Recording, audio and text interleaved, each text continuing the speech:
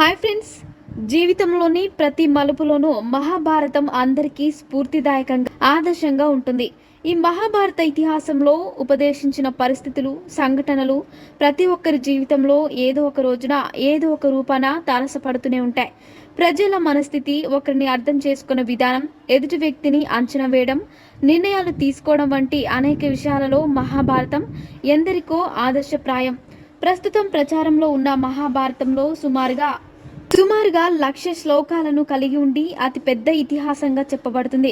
క్రమంగా 1,00,000 కన్నా అధికంగా సూచనలను కలిగి ఉంటుంది. కానీ వీటిలోని అంతరార్థాన్ని లోతుగా పరిశీలించగలిగే వారు మాత్రం చాలా తక్కువ.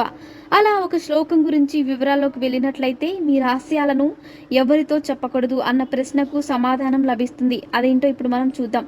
శ్లోకం: స్త్రియం ముదేన్ బాలెన్ లబ్ధేన్ లఘుపని వా నా మంత్రాయి గుహాని యేషు చోన్మాడ్ లక్ష్మణం. అర్థం: ఈ శ్లోకంలో ప్రధానంగా 6 మంది వ్యక్తుల గురించి వివరించడం జరిగింది.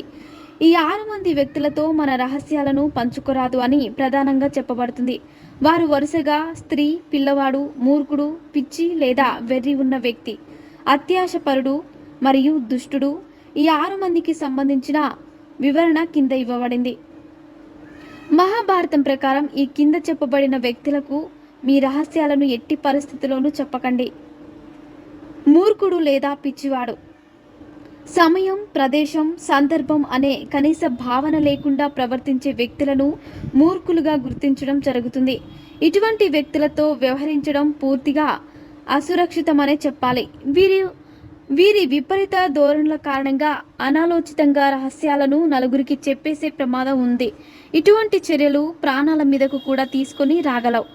పైగా పొరపాటు చేశామన్న భావన వచ్చినప్పుడు మీ ఒక్కరికే చెప్తున్నాము, ఎవరితో ఈ రహస్యం చెప్పకండి అంటూ తప్పించుకునే ప్రయత్నం చేస్తుంటారు. అదేవిధంగా ఒక పిచ్చివానికి తెలిసిన ఎడల అసందర్భంగా అరిచి చెప్పే అవకాశాలు కూడా లేకపోలేదు. కావున మూర్ఖులకు, పిచ్చివారికి రహస్యాలు ఎట్టి పరిస్థితుల్లో తెలియనివ్వకూడదు. స్త్రీలు: ఆయా కాలాల ప్రకారం వారి వారి ఉద్దేశాల ప్రకారం స్త్రీల పరంగా కొంత వ్యతిరేక భావనలు ఉండేవన్నమాట వాస్తవం. క్రమంగా కొన్ని కీలకమైన విషయాలను స్త్రీలకు చెప్పడం ద్వారా ప్రపంచానికి తెలియజేసినట్లుగా భావించేవారు. ధర్మరాజు కూడా కర్ణుని విషయం దాచినందుకు కుంతిదేవిని ఉద్దేశించి మహిళల నోట మాట దాగదు అన్న శాపం ఇచ్చినట్లుగా మహాభారతంలో రాసి ఉందని చెప్పబడుతుంది. కానీ కాలానుగుణంగా మారిన పరిస్థితుల దృష్ట్యా మహిళలు పురుషులతో సమానంగా ఇంటి బాధ్యతలను తీసుకుంటున్నారు అన్నది నిజం. క్రమంగా గోప్యత కూడా వీరి ఆలోచనల్లో భాగమైపోయింది. నిజానికి స్త్రీ ఎప్పుడూ కుటుంబ సంక్షేమం దృశ్యాన్నే మాట్లాడుతుంది. కానీ ఎందుకని అంత వివక్షను ప్రదర్శించేవారో ఇప్పటికీ ఒక ప్రశ్నగానే ఉంది. చిన్నపిల్లవాడు: చిన్నపిల్లలకు సరైన అవగాహన, తెలివి, ఆలోచించే నేర్పు ఉండవు. క్రమంగా అనాలోచితంగా ఎవరు ఏమడిగినా తమకు తెలిసింది చెప్పేయాలన్న కుతూహలాన్ని కలిగి ఉంటారు. అవున రహస్యాల పరంగా వీరికి కాస్త దూరంగా ఉండడమే మంచిది. ముఖ్యంగా చిన్నపిల్లల ముందు ఎట్టి పరిస్థితుల్లోనూ ఒకరి గురించి చెడుగా చెప్పరాదు. అది మీ ఉనికికే కాకుండా వారి ఆలోచన విధానాల్లో కూడా పెనుమార్పులు తీసుకుని వచ్చే అవకాశాలు ఉన్నాయి. పరిస్థితులను అర్థం చేసుకునే నేర్పును పెద్దలు అందివ్వగలగాలి. క్రమంగా వారే వ్యక్తుల పట్ల ఒక అవగాహనకు వస్తుంటారు. అత్యాశపరుడు దుష్టుడు: అత్యాశపరుడు తన బలహీనతను బలంగా మార్చుకోవాలన్న దురాశను కలిగి ఉంటాడు. క్రమంగా ఇతరుల కష్టాలను తమకు అనుకూలంగా మరియు లాభంగా మార్చుకునే ప్రయత్నం చేస్తుంటాడు. ఒక్కోసారి లాభాల కోసం వంచనలకి పాల్పడే అవకాశాలున్నాయి. ఒకవేళ ఇటువంటి అత్యాశపరుడు మీ స్నేహితులలో ఉంటే వీరికి దూరంగా ఉండడం మేలు. లేదా వీరి వద్ద ఇటువంటి వ్యక్తిగత విషయాల గురించిన చర్చలు చేయరాదని గుర్తుంచుకోండి. వీరు విషయాలను గోప్యంగా ఉంచుతారన్న భరోసా ఉండదు. పైగా మీ బలహీనత తెలిసిన తర్వాత మీకు చేసిన వాగ్దానాలన్నిటినీ మర్చిపోయి నోటికి పని చెప్తూ ఉంటారు.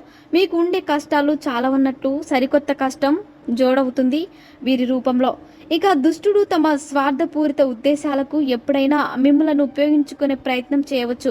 ఒక్క మాటలో చెప్పాలంటే బ్లాక్మెయిల్, రాజకీయాలకు పాల్పడవచ్చు. ఈ వ్యాసం మీకు నచ్చినట్లయితే మీ ప్రియమైన వారితో పంచుకోండి.